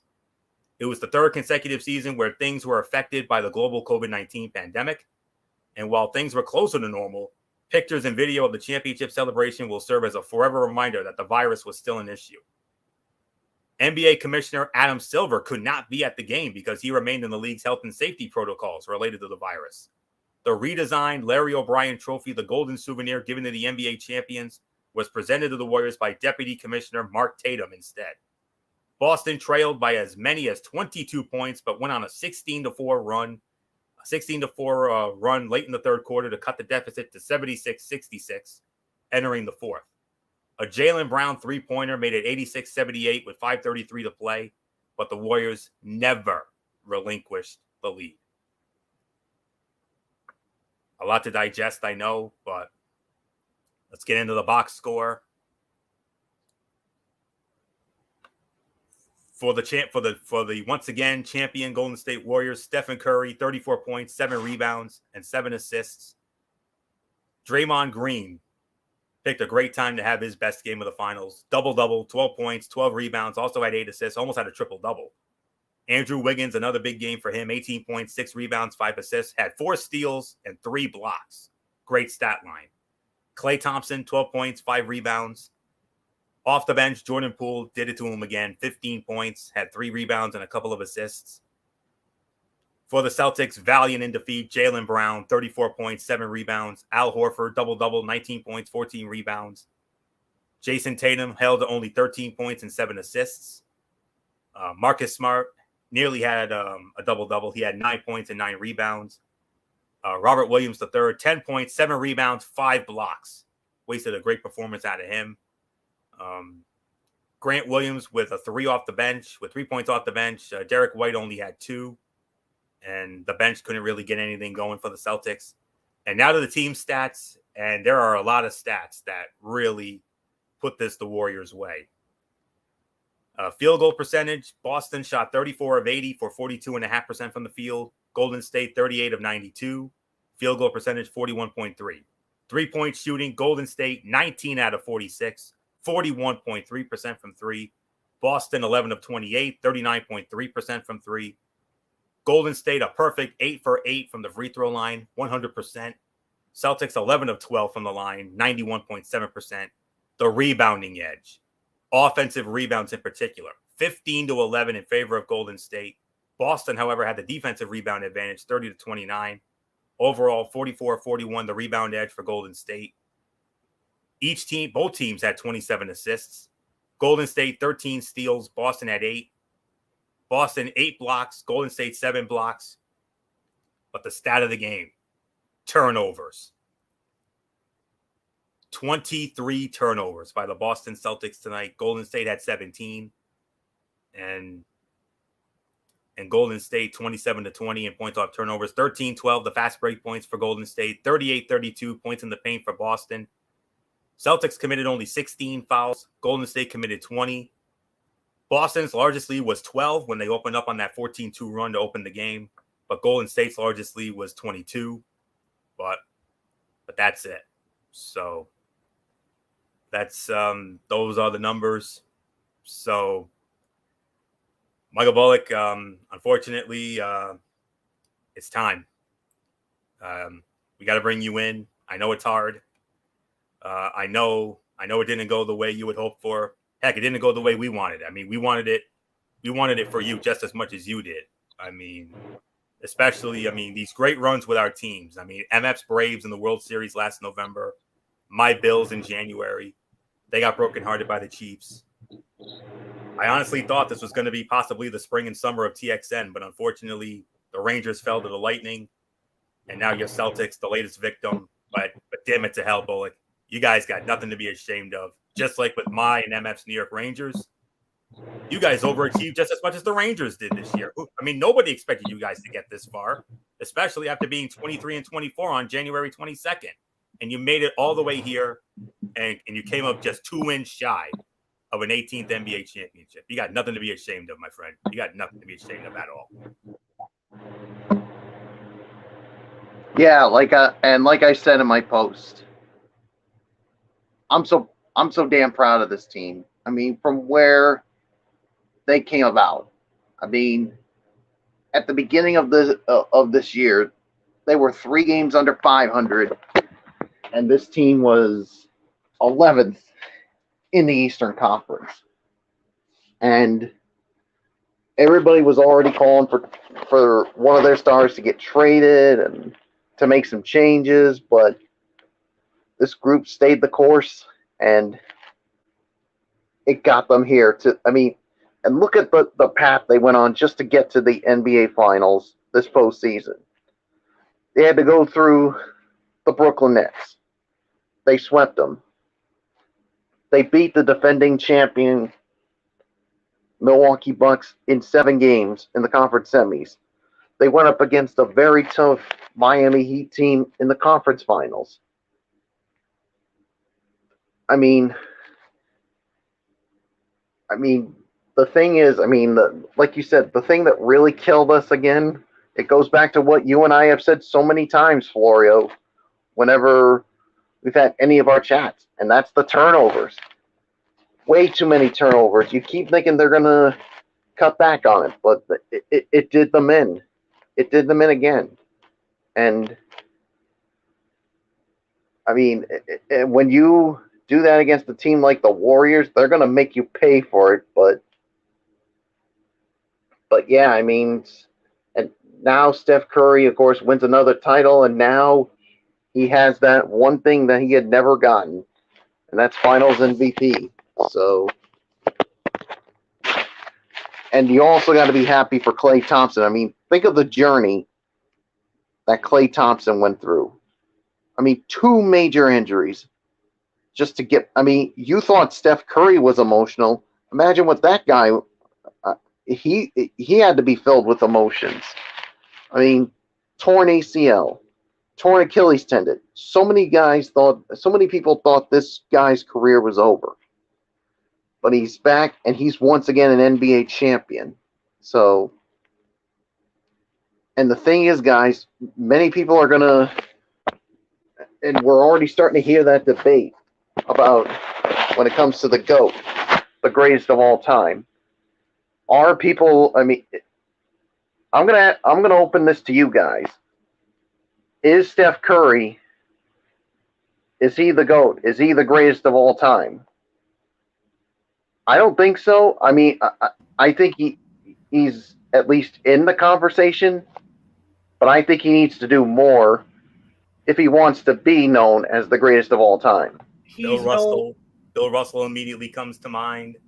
Magic comes to mind. Yep. Magic comes to mind. Of course, Michael. I mean, you Kareem. I mean, Larry Bird. I mean, Wilt Chamberlain. Kobe. Shaq. I mean, like you said, Russell, Heitson, or Cousy. I mean, Duncan. Nah. I mean, it's not even close. I'll even go as far to say this, and I know I'm going to get a lot of heat for this. He's not even in the top 10 for greatest players of all time. He's not. I mean, you just said it, Anthony. You just spelled it out. Duncan, Parker, Ginobili, what they did for San Antonio. And that's why I said, guys, that I think he needs to do at least win more titles, or maybe even get some MVP awards if he wants to be in the conversation. I mean, right now, for best player in the world, he's it. Steph Curry is better than LeBron. Steph Curry is better than Giannis. Steph Curry is better than KD. As far as the best player in the world today, yes, Stephen Curry is the best player in the world. He is, and right now, you can even make an argument that he could be even considered one of the greatest shooters of all time. You can do that. But to give him GOAT status, no.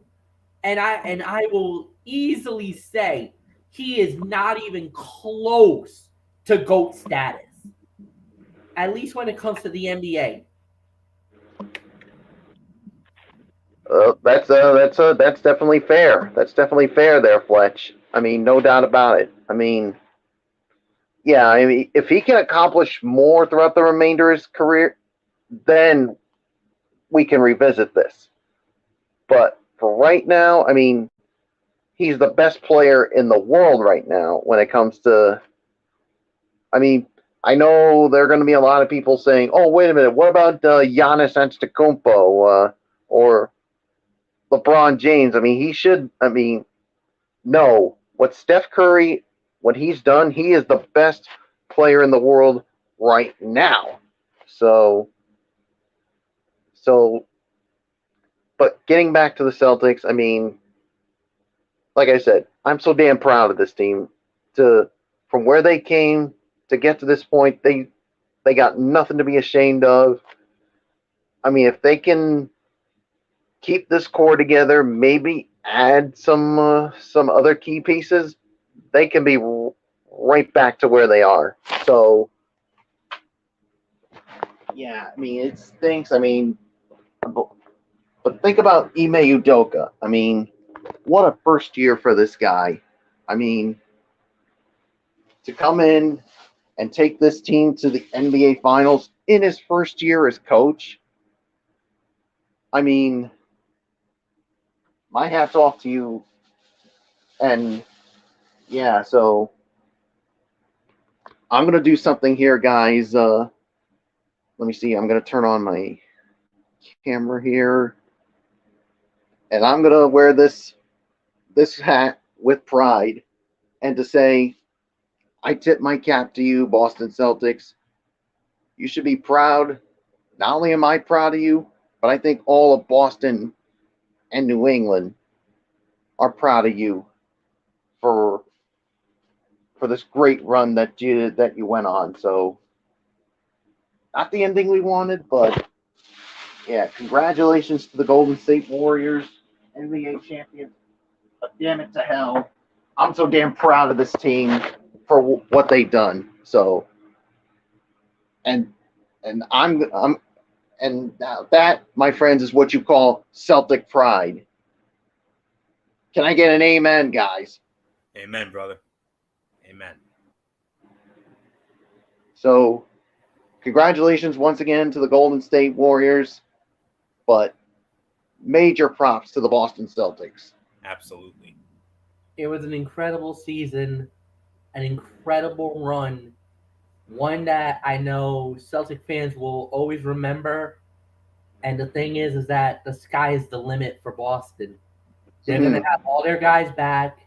They're gonna be a year removed from that, and now the expectation is gonna be to get back to the final and to win it the next time out. I mean, you overachieved. I don't think a lot of people thought that you guys were gonna make it that far, but you had one of the best runs we've ever seen. Yume Udoka should be coach of the year, in my opinion. I think Marcus Smart is well deserving of defensive player of the year, and Jason Tatum is a star in the NBA. Um, you're gonna have to put a couple of pieces around, maybe guys who will rebound better. I think that's gonna be the biggest problem. Rebounding, and you're gonna have to get a couple of better ball handlers. They were making way too many turnovers during these NBA finals. That's why you guys did not walk out with this with the win in the series. Other than that, I think like I said, I think you guys should have nothing to be ashamed of. It was a heck of a run. Congratulations, Boston. But more importantly, congratulations to the new NBA World Champions, the Golden State Warriors. And one more thing, I think the Celtics legends of the past would be proud of what this current group of Celtic players, this run that they went on to get to this Absolutely. point. Absolutely. Absolutely. And I'll even go as far to say it. I think we could see a rematch next year. I honestly think they could run this back next year. It could be Celtics and Warriors again in the NBA Finals. I'm sorry, I don't see anybody that's gonna stop uh the Celtics in the East. I don't see Milwaukee being a threat. I don't see Toronto being a threat. I don't see Philly being a threat. I don't. If Boston keeps their players and keeps the team that they got, they will be right back in the NBA Finals again next year. Same And thing like with you said, Fletch, if they can make some minor adjustments to getting a guy when it comes to rebounding and when it comes to ball handling, they'll be back here and they can get where they want to be. Mhm. I mean, you don't need to make any big time adjustments. You just need to make some minor tweaks to the roster. It's unbelievable what they did. It's an incredible journey and an incredible run. And the thing is that their future is so bright. And like I said, I think we could see this as a rematch next year. I think Boston and Golden State could be on the collision course, and we could see this NBA Finals happen again in 2023. Just my personal thoughts alone. Sign us up if that's the case. So that's so with that will put the bow on this edition of TXN Sports World. I'm gonna have a special NBA Finals close as the voice of the finals in just a moment. Nice. Before I get into that, allow me, as always, to set the docket for the upcoming content. Now you'll be on tomorrow, right, MF? You'll be with us tomorrow. Actually, no, I'm not. I actually thought I was, but nope. Something just came up on my end. Work commitments beyond my control has knocked me out of the Cerebral Smack Talk, so it's on you, Florio. All right. So Bullock, hopefully you'll be with me tomorrow, and we'll do the Cerebral Smack Talk. It'll be 11 p.m. because we got Rampage. So good thing I asked. All right. So tomorrow night, Bullock and I will take you through the Cerebral Smack Talk, 11 p.m. with the Cerebral Smack Talk? I will be here, Florio. Don't you worry. Good. All right, because we got a big show. Of course, the big match tomorrow night is the big match. Roman Reigns versus Riddle for the undisputed Universal Championship. That goes down tomorrow night. We'll get into that. We'll get into everything else, not just on Friday Night SmackDown, but also on AEW Rampage. Tomorrow night, 11 p.m., I'll be sitting in for MF. And then after that, it'll be Ridiculously Raw Monday night, where we will review Monday Night Raw. And in a very special Tony's Take, I will be giving you my exclusive recap of the Impact Wrestling Slammiversary pay-per-view. And I can fully tune into that now. Had there been a Game 7, I would have watched that, honestly. I would have put that on the back burner. And we would have had a special TXN Sports World, but unfortunately, that's not going to happen now. So I will give you a full exclusive recap of Slammiversary in a very special Tony's Take. That'll be on Monday night for Ridiculously Raw. We're going to be back to normal programming, starting effective tomorrow night. And then Wednesday Night Madness, NXT 2.0, AEW Dynamite. And then from there, I don't know if we have anything on the pipeline for next week. I mean, considering all the stories came out today, we'll see. To be determined is more like it. To be determined, because the following week, on June 30th, we will have our annual NBA Draft Recap edition of TXN Sports World, our team-by-team grades, just like we do with the NFL Draft, you know. We're going to do that in 2 weeks on June 30th. That could be our next TXN Sports World show. We might not have a show next week due to lack of content, but we'll see. And then we'll go from there. So all I can say as we do our close, it was not only when it comes to Michael Bullock's Boston Celtics, but when it comes to my and MF's New York Rangers, along with Michael Bullock's Boston Celtics, this was without a doubt. It was definitely the spring of TXN. I mean, this is a spring that the three of us will never forget. Unfortunately, yes, we had the Boston Bruins as well, but unfortunately, the Boston Bruins went out in the first round of the Stanley Cup playoffs, losing in 7 to the Carolina Hurricanes. But it started with the New York Rangers, myself and good old MF Michael Fletcher, led by our first-year coach, Gerard Gallant, and they overachieved. They ended up having one of the best records in the NHL this year. They came back from 3-1 down to beat the Pittsburgh Penguins in the first round. And then in the second round, they fell behind 2-0, and then fell behind 3-2 to the Carolina Hurricanes. And they came back and won the series in 7. In the conference finals, they had the Tampa Bay Lightning literally on the ropes. They had them down 2-0, had them down 2-0 in Game 3. And then the complexion changed. Trouba committed penalties, and that opened the door for the Tampa Bay Lightning. They went on to win 4 in a row, and the Tampa Bay Lightning ended what was a magical season for the New York Rangers. And overachievement, that's the word of the night. And the New York Rangers most assuredly overachieved this year. And with Gerard Gallant coming back, and if we can keep all of our core players, like Mika Zibanejad and Chris Kreider and Artemi Panarin, as well as the kid line with Alexis Lafreniere, Cabo Caco, and Philip Hedl, and Igor Shesterkin in goal, there's no question the New York Rangers will, without a doubt, be a Stanley Cup contender again next year.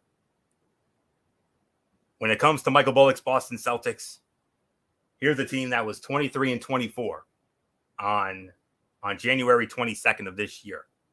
Closed the regular season on a 28-7 run and finished as the number 2 seed in the Eastern Conference. Swept the Brooklyn Nets, and they went on what was called a revenge tour. They defeated the Brooklyn Nets in a clean 4-game sweep, despite that team having Kevin Durant and Kyrie Irving. And they swept them 4 in a row like nothing. Second round, they had to overcome Giannis Antetokounmpo and a lot of questionable calls from the referees. And they somehow came back from 3-2 down and beat the Milwaukee Bucks in 7 games. And ended up back in the Eastern Conference Finals, and they finally got over the hurdle, defeating the Miami Heat in 7 games, winning Game 7 in Miami to get back to the finals for the first time since 2010, and then had these Golden State Warriors had them down 1-0 and 2-1. Game 1, you remember they trailed by 12 in the fourth quarter, came back and won in Game 1, and then put on a clinic in Game 3, played very well, pretty much ran away with the game, led almost wire to wire in a Game 3 win, and then the last 3 games they fell apart. Turnovers, over-reliance on the 3 ball, and the Golden State Warriors just got red hot.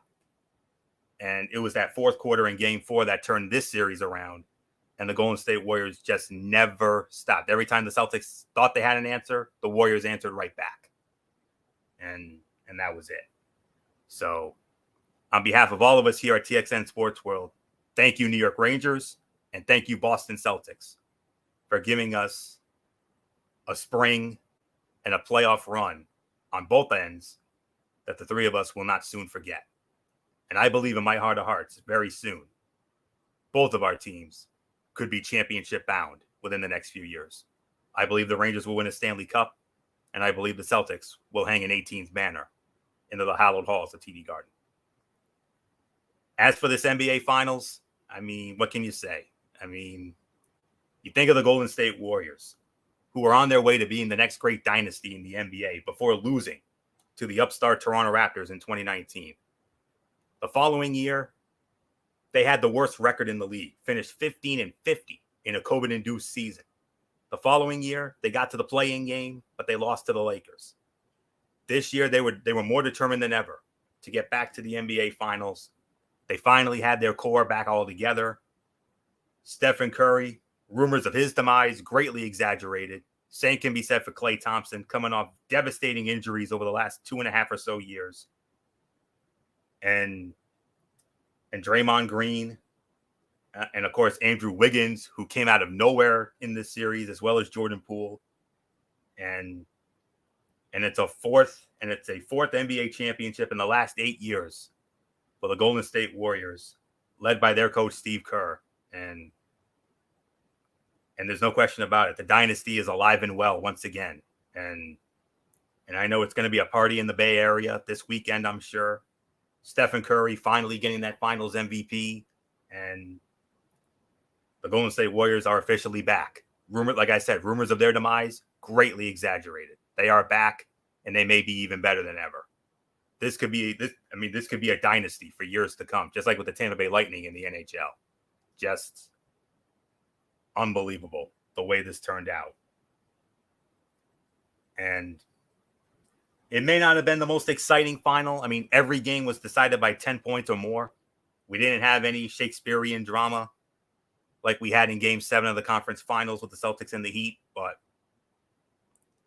the play was just out of this world. It was, despite not having any overly exciting 5-star Shakespearean drama classics, this NBA Finals is definitely going to be one that we'll remember. And working with these guys once again, you know, it was an honor and a pleasure not only to cover these games, but also to do the Ranger Roundup as well as the Celtics chat.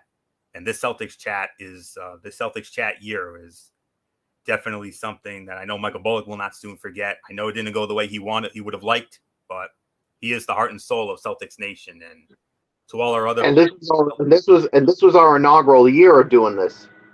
Yes, first year of doing the Celtics chat, after MF and I had done a lot of Ranger Roundups over the years, but it was our first in 5 years for that. And it's a spring we'll never forget. And of course, this may not be the greatest finals ever, but it was fun to watch. And congratulations once again to the Golden State Warriors, well deserving of this NBA championship. Whether you like them or you don't, you damn sure have to respect them. But like I said, we certainly cannot go without acknowledging the Boston Celtics and Ime Udoka and this incredible run that nobody expected them to get here. And yet they did. And they made all of New England very proud. And especially Michael Bullock and all our friends who are Celtic fans. And there's no question that they'll be back again. As I always like to say, whenever one of our teams loses, and as Sting said at the WWE Hall of Fame in 2016 when he was inducted, this is not goodbye. It's just see you later. So with that will put the bow on this. So until tomorrow night for the Cerebral Smack Talk, right back here on the Tone 25. You've been watching TXN Sports World right here on the Tone 25 on YouTube and streaming.com. Anthony Florio here for good old MF Michael Fletcher, for Michael Bullock, and of course the First Lady Dee Dee Woodson. You know the routine, everybody. Thumbs up. Talk to you later. Yeah. Throw it up Fortune Forest style. Bye for now, my friends. God bless. Be good to each other. Have a blessed Friday. And until tomorrow night for the Cerebral Smack Talk, you've been watching TXN Sports World right here on the Tone 25 on YouTube and streaming.com. And for everybody who has been a part of this one, for now, Anthony Florio, so long. Bye, everybody. Bye. And thank you again, Boston Celtics. And thank you again, New York Rangers. Good night.